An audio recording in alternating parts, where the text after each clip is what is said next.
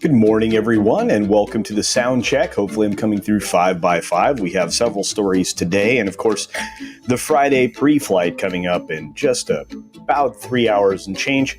Lots of things happening in between. Hopefully the Friday pre-flight, I'll be able to pin down pretty much everything I think everybody will talk about all weekend. And boy, is there a lot. But thank you for being here early, everyone. RC from the NYC, thank you. That 70s rock fan, just another red short, or as I like to call him, Mr. Shirt. And of course, Lord Thoth, both of the amazing modrotics that are also mods here on my channel. And I appreciate that very much. Low spec Linux laptop, good morning. And good morning to all of you who showed up early. Thank you very much. I do appreciate it. Solar Warden, thank you for stopping by early. And of course, to all of my members, thank you. Hello, Morgan King and Yvonne Solomon. We'll see you in just a minute or so.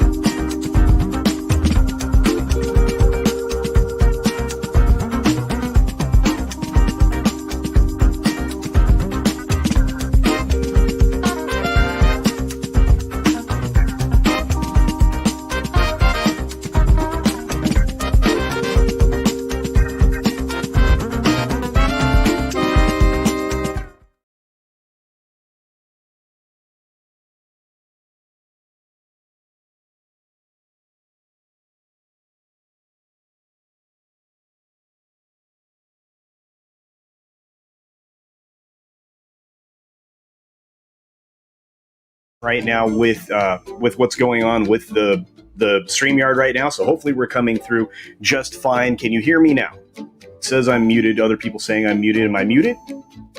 Okay, let's try again. Just a moment. We'll try to figure this out. It says I'm coming through loud and clear. Oh, now I'm good. Well, very good. Okay. That's insane. I did a sound check and everything. Well, you know what, guys? Let's start all over again. Let's do it one more time. Let's try one more.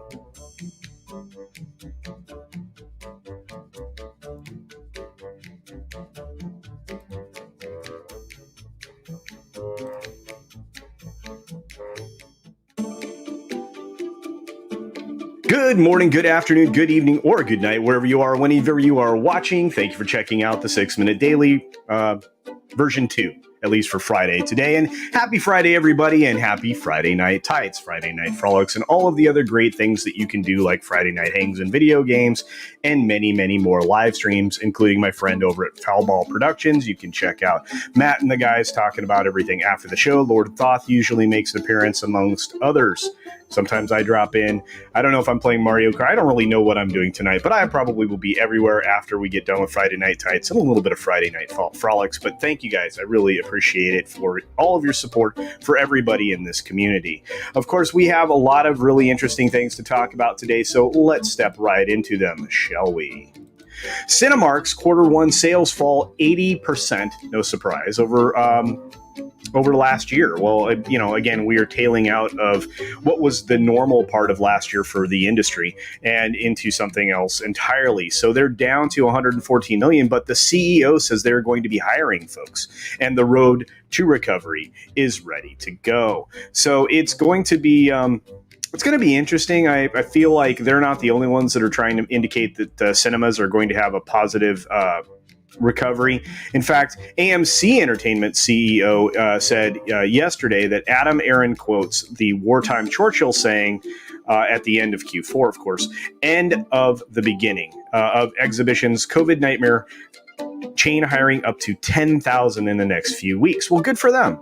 That's a good plan. They are going on a hiring spree, which they need to do. Of course, he's citing thank you, Universal, for F9 and thank you, Disney, for Black Widow. Of course, this is making an assumption that people are going to come out to see those two films. They're more likely, I think, to come out to see F9. I think Black Widow is going to be a wait and see. I really do. And some of that comes from the fact that the way that Disney is handling Black Widow with the day and date release stuff and everything else. So again, a lot of this is going to be in the depends category. And of course, I don't like to be a naysayer all the time, but I think Black Widow is not going to be the film we'd all hoped for. And it certainly isn't something that was timely, as I'm sure you'll all agree. Moving on, AMC Networks itself, which is a completely different company, of course, their broadcast network, they are posting softer Q1 revenues on advertising and licensing slide, but their profit expectations still beat Wall Street. This is despite a 6% downturn. So they did pretty well in navigating what was an interesting time to try to sell advertisement, right? And their licensing deals, of course, were expiring. Some of their shows had reached the end. So it makes a lot of sense that they would have some difficulty as well. So no surprise there. And at least, it looks pretty good and they're ahead of Wall Street, which means, positive things for them. Roku actually hit 53.6 million active accounts in Q1, kind of something that I had thought I'd seen yesterday, but wasn't quite sure. Almost 54 million people are now on Roku. That's fantastic. It did destroy the financial forecasts of the day, and it's starting to show just how powerful Roku is as a brand, as an appliance, as something that you can use not only on your televisions and your computers, but also on your phone and tablet and other things like that. You have the Roku channel, which is distributing now the Quibi products that were over on Quibi as Roku Originals, which is kind of cool. They've done quite a bit. They've even acquired portions of Nielsen so that they can actually track and be able to tell people about what actually is happening as far as ratings go. And with a sample size this large, with every single minute being able to be tracked by Roku, I think that's a positive for transparency. On the other hand, we won't talk about the privacy concerns when it comes to stuff like that, but really, who really cares what people think you're being watched, except that Roku's going to use that data for targeted ads on their commercial-based Roku channel stuff, so their free stuff. So just keep that in mind. But if, like I said, this is a 35% increase in active accounts.